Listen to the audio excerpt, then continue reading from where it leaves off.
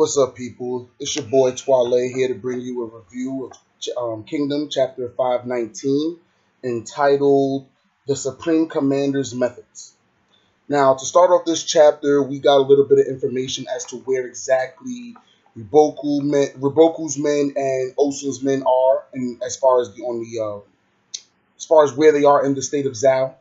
We know that Riboku and his men are 50 leagues west of Kantan, and Osun and his men are 75 leagues north of Gyo.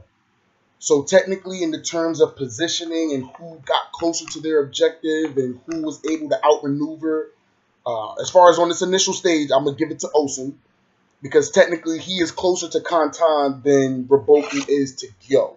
And if Riboku's objective is to relieve Gyo from Kanki siege, then he lost in this battlefront because he's farther away from Gyo than Osun is from Kantan. But aside from that, there's a couple things I wanted to talk about in this chapter. First of all, the side-by-side panels of Riboku and Osun. Go. Every panel we just half and half, Riboku's eye, Osun's eye, Riboku's face, Osun's face. The back and forth was just beautiful. I love that part of this chapter. Also, the fact that they can have mock battles in their heads, it's different to me. I didn't see that being a part of the process of their battle. I didn't think that they would really just sit there and have a mental war before anybody did anything. That to me was unexpected. Okay. Now, the part about Kanki and his men. Rengoku, the Joker-looking dude that's always with Kanki. Kanki's like right hand. Seems to be a swordsman and a cavalry specialist. That seems to be what his unit is focused on.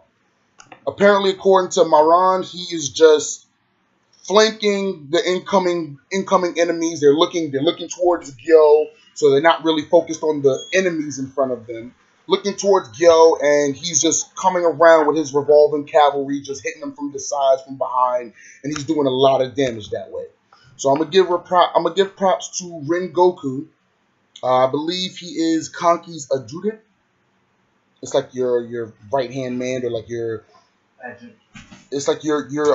highest vassal. You know what I'm saying? Like when for Moten and Uhon, they both have two like elder adjutants. Like both of their adjutants are like maybe like 50, 60 years old. But Kanki seems to have a relatively young guy doing as his right hand.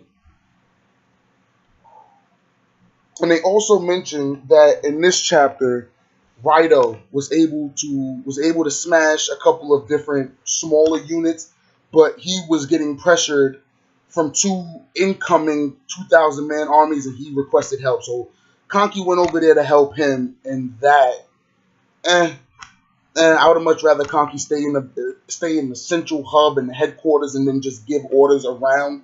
Because if he's focused on this one area, this one battlefield, then he might not be able to get all of the information, or his vantage point might not be the best. So I would have rather him stay with Maran and try to work things out from there. But it's Kanki, so, never doubt Kanki. Kanki's going to pull something out of his ass.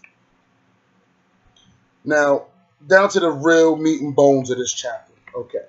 Now, Riboku and Osun, like I said, Riboku lost in the initial positioning of the troops, because technically Osun is closer to Kantan than Riboku is to Gyo.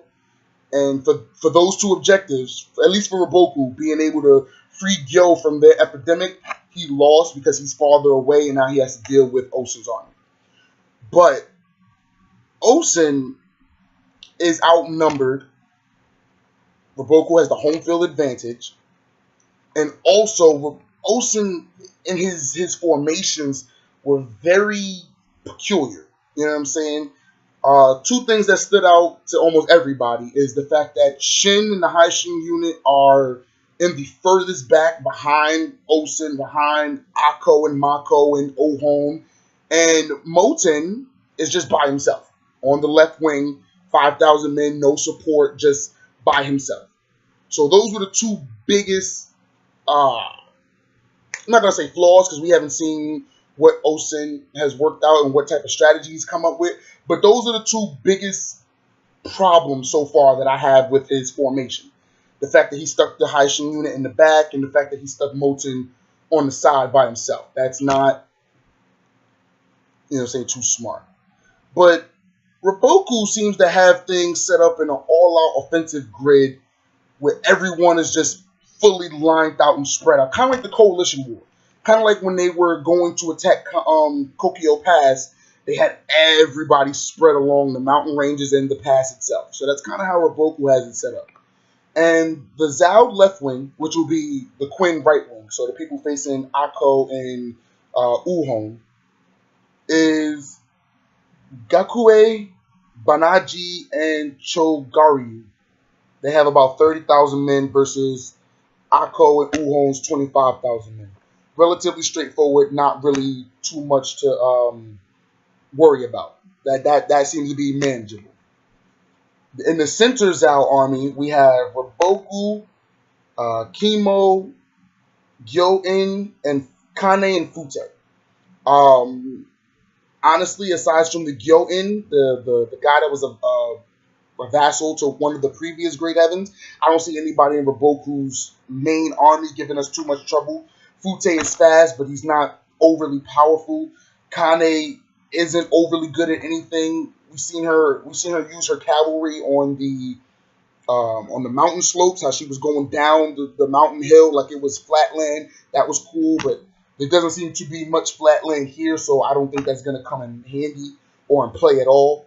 And then the guy Kenmo, he was one of Kishi's vassals. He was an average general. He was able to hold off Maran for a couple days, so I'm not expecting too much from him. However, Zao's right wing, Quinn's left wing, Bate and Kisui with their 30,000 men versus Moten by himself. Now, when I first saw this, in my mind, Moten's going to die. And it's going to be a very bad death. He's going to die. He's going to get slaughtered. But then I thought to myself, he's the son of Mobu. He will not die to something like this. Mobu said it, and I believe it. So whatever he does, he will not die in this arc. He will not die to this 30,000 army. Now, if he gets flanked from behind or something else happens in the near future, then, bets are off. But right now, him versus Kisui, even with the difference of 25,000 men, I still think Moten is going to... Still think he's going to come back alive. I still think he's going to pull it out. Now, that was basically the meat and bones of Chapter 519. At the very end, we just see Moten getting ready to go out and attack and tell his men that let's get the ball rolling, let's get this war started. We don't know exactly what he's going to do, but let's hope he doesn't die. Anyway, that was my review for Kingdom Chapter 519. Thank you for watching and have a great day.